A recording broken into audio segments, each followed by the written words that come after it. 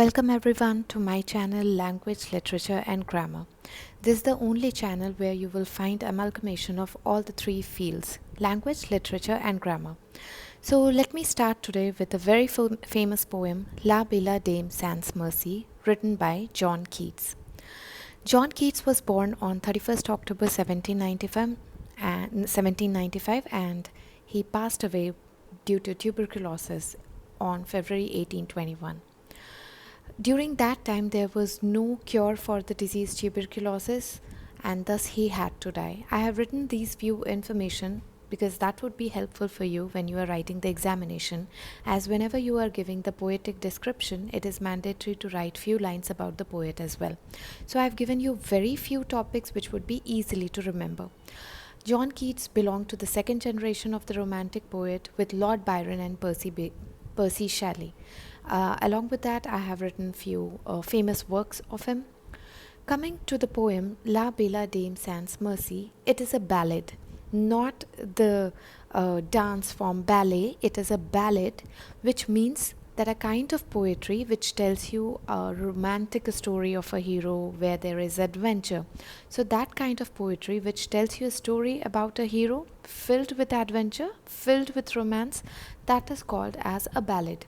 So this poetry, La Bella Dame Sans Merci, is a ballad, which means, the title of the poem means, a beautiful lady without pity.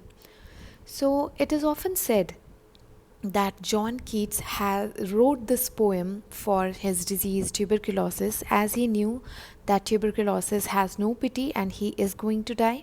Some people also believe that during this poem he was madly in love with Fanny Brownie, and Fanny Brownie did not reciprocate the love. So this poetry he wrote on Fanny Brownie, that she is a beautiful lady who had no mercy and who doesn't love him back. The poetry has 12 paragraphs. First 3 paragraphs are the questions which is asked by the poet or by the speaker to the knight at arms. Knight at arms is the designation given to the warrior.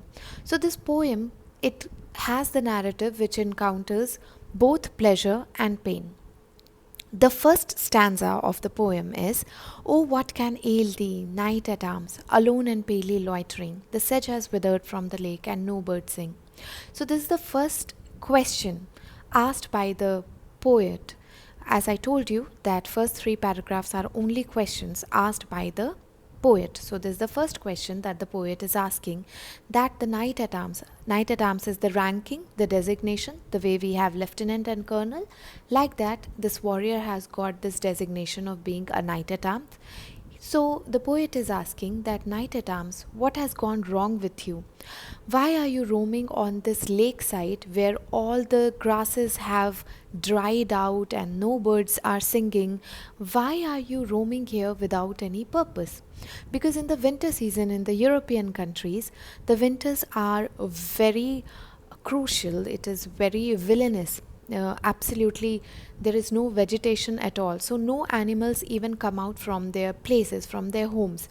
So he is asking that, given in such a terrible condition where it is very difficult to survive, why are you roaming here and there, and you are looking so pale, you are looking as if you are sick? So what is troubling you? What can ail thee? What is troubling you, knight at arms? Why are you here? You wouldn't be here for the song of the bird, because no birds are singing. All the birds are resting in their nest.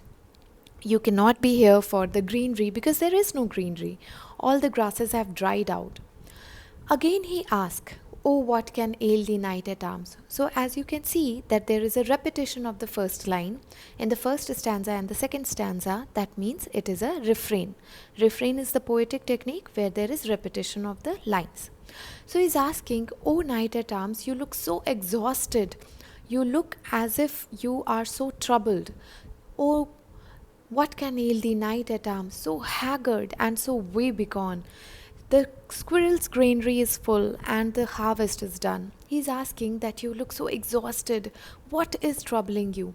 Even the squirrel, his home is full with the crops, and he has made sure that he doesn't need any more food, and therefore he is also not coming out in this winter season. His whole granary is full. The harvest is done, all the crops which were there outside, the vegetation, it has been harvested by the farmers. So outside there is no food, there is no water. What are you doing in such a terrible condition? Again, in the third stanza, there is a description that knight at arms, I can see lily on thy brow. You look white as lily. As white as lily means that there, it seems like there is no blood in your body. Here there is connection of lily with the flower which is usually given during the funeral. So again there is interpretation of death. Further the poet says, with anguish moist and fever dew, and on thy cheeks a fading rose fast withered too. He says that on your face it seems like you have just come out from the fever. There are few dews, there are few sweat drops on your face as if you have come out from the fever. The redness of your cheek has withered, has all faded out, and you look all pale and white as if you are sick, as if you are diseased. So what is troubling you? Why are you looking like this? From fourth stanza, the answer begins. The knight at arms starts answering that, listen poet, I met a lady, very beautiful lady in the meadow, in the farmland. She was like a fairy child. She was like an angel. Her hair was very long and her foot was light. Foot light means somebody who is very agile, somebody who can walk fast, somebody who can dance fast. And eyes wild. Wild means naughty eyes. So the knight at arms is replying that, see poet, I met a lady who was very pretty as a fairy. Her hair was very long. Her walk was full of a spirit, and her eyes were so naughty and big. So once you fall in love, you start exchanging the gifts. So the knight at arms says that I presented her. Knight at arms started giving gifts to that girl. So he says that I made a garland for her head, I made a bracelet of flower for her wrist, and I made a fragrant zone, a belt out of flower. So 3 gifts he gave to that lady: a wreath, a garland for her head, which is also known as garland for her head, it is also known as wreath, a bracelet of flower, and a belt of flower. And then he says that when I gave all these gifts to her, she looked at me as if she is in love with me, and she moaned at me that, oh, you are so sweet. After the gifts exchange, the knight at arms takes her, the lady, on the horse, because during that time there were no cars, there were no motorcycles. So the only carriage he can take her on was the horse. So steed here means horse. So knight at arms is telling that I set that lady on my pacing steed, and nothing else saw all day long. For sidelong would she bend and sing a fairy song. He further explains that throughout the day we did not see anything, we just looked at each other's eye, and that lady, she bent sideward, she looked at me, and she sang the song which only angels could sing. After this, these were the gestures of the knight of the arms. Now the lady was reciprocating, she was answering back with love. As we say that a man's heart is through the stomach, so this lady started offering him different kind of food. So she gave him 3 kinds of fruit. First she gave roots as in the carrot is a root, the beetroot is a root, the sweet potato is a root. So likewise she gave him a root, a very sweet, very tasty root to eat. Along with that, she also gave wild honey and manna dew. Again, manna dew is related to the divinity, because it is said that when Israelites were lost in the desert, then God came to save the Israelites from the starvation. So she gave she gave knight at arms the divine food. And then this knight at arms, who is madly in love, he says that at sure in language strange, she said, I love thee true.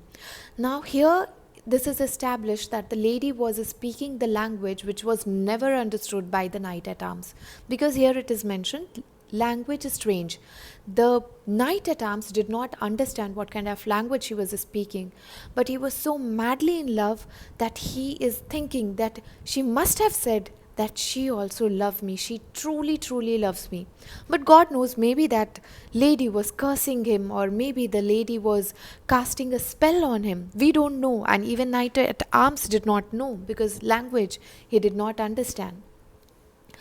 After that, she took the lady who had no mercy. She took him to the Elfin Grot, a very small cave. She took him to the cave, and in that cave, she started crying. As we say that a woman's tears can win anything, so she started weeping there profusely. She became so sore. Her eyes became so red, and this Knight at Arms, out of pity, in order to stop her from crying, he kissed her 2 times on each eyes, so that she can shut her eyes and she could be pacified, she could be consoled, and she could stop crying. Now here, why she is crying, that we don't know, that we can know only at the end of the poem. Then she sang a song so that Knight at Arms could go to sleep. After sleeping, this Knight at Arms started dreaming. In dream he saw, and there I dreamt, woe betide, the latest dream I ever dreamt on the cold hillside. Woe betide is an expression when you have to stop somebody, or when you have to warn somebody that something bad is going to happen. So Knight at Arms was dreaming that he was there on the hillside, a very cold hillside. And there he dreamt that there are kings, there are princes, there are warriors, and everybody is looking as if they are going to die. On all their faces, there is death. They are looking pale, as if they have not eaten or drank anything for a very long period of time. And everybody is warning, they are crying, La Belle Dame sans mercy, thee hath in thrall. The beautiful lady who has no mercy has controlled this Knight at Arms, and now this Knight at Arms has no control over his life. I saw their starved lips in the gloam during the little bit of light, because gloam is the time of the day which is followed by the sunset. So it was not bright daylight, it was very dim light. In that dim light, the Knight at Arms saw that all the prince, all the king, all the warrior, their lips are chaffed. It is as if they have starved, the lips are very dry, and they have opened their mouth in horror, and they are looking absolutely pitiful. And with that dream, he awoke and he found himself where the speaker is talking to him, at the same hillside where he is loitering, where he is roaming here and there, and where nobody is there. So he says that with horrid warning gaped wide, as if the prince and the warriors, they are giving him warning. And then I awoke and found me here on the cold hillside. So he's telling to the speaker, and thus the speaker, you find me here because when I awoke from my dream, I found myself here. And this is why I sojourn here. He's telling to the speaker, and this is your answer, speaker. This is why you find me here. I am alone, I am pale, and I am roaming here and there. Although all the grasses have dried out, although no birds are singing, still I am here because I am still madly in love with that lady, and I am waiting for her. So with the last paragraph, he's giving him, the speaker, the reason that you find me here because I'm still in love with that lady and I'm finding her. So here you come to know that why that lady was crying. Maybe she doesn't want to do this to the Knight at Arms. Maybe she's feeling pity. Maybe she's cursed that every man she meets has to come up with the same destiny, alone and death. Maybe perhaps that is why she is crying, knowing that what the future holds for the Knight at Arms, but we are never sure that why was she crying. So here I would again like to speak about refrain, that you can see that all the 3 lines from the first paragraph has been repeated here. Alone and palely loitering, though the sedge is withered from the lake and no birds sing. So the repetition of the line represent refrain, which is one of the poetic technique. This is it, all my audience. If you liked this chapter, this description, I would ask you to subscribe my channel and like it and share it. Thank you.